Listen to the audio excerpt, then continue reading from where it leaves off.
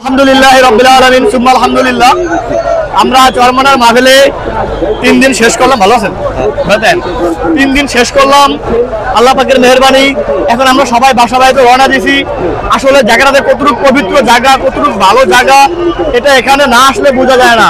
এখানে না আসলে আপনি অনুভব করতে পারবেন না এই জায়গাটাতে কত একটা বরকতি জায়গা, কত একটা আমলি জায়গা, কত একটা সুন্নতি পরিবেশী জায়গা। এটা আসলে এখানে যে না আসে সে কখনোই কল্পনা করতে পারবে না। আসলে মানুষ চরমনাইকে অনেক বাঁকা চোখে দেখে, অনেক সমালোচনা করে।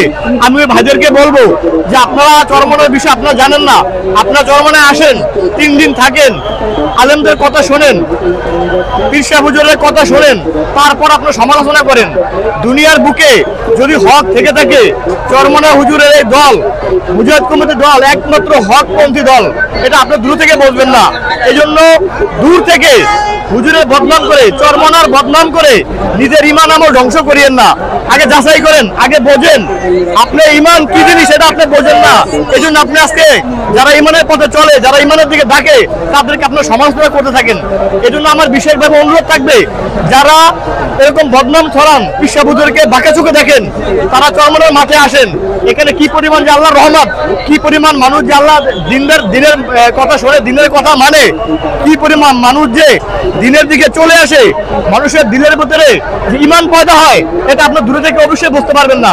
এই জন্য আমার আবেদন থাকবে, যারা চরমনা দেখতে পারেন না তারা চরমনে আসেন। আসার পরে আপনারা বাছাই করেন, দেখেন, দেখে তারপরে কথা বলেন। ইনশাআল্লাহ যদি আপনি আসেন, আমার মনে হয় জীবনেও আপনি চরমনের বিরুদ্ধে কোনো কথা বলতে পারবেন না। কারণ তাদের দল মত নির্বিশেষে তারা একমাত্র আল্লাহ তাআলার হুকুমের দিকে থাকে, নবীর তরিকার দিকে থাকে। মানুষকে জাহান্নাম থেকে বাঁচায়া জান্নাতে যাবার পথে তারা আহ্বান করে। এজন্য সবাই দোয়া করবেন, যারা গিবত স্বীকার করেন এ থেকে বিরত থাকেন। এতে পীর সাহেব হুজুরের কিছুই হবে না। আল্লাহর দিন আল্লাহ দুনিয়াতে টিকাই রাখবেন, কিন্তু আপনার ঈমান আমল বরবাদ হয়ে যাবে। আসসালামু আলাইকুম ওয়া রাহমাতুল্লাহি ওয়া বারাকাতুহু।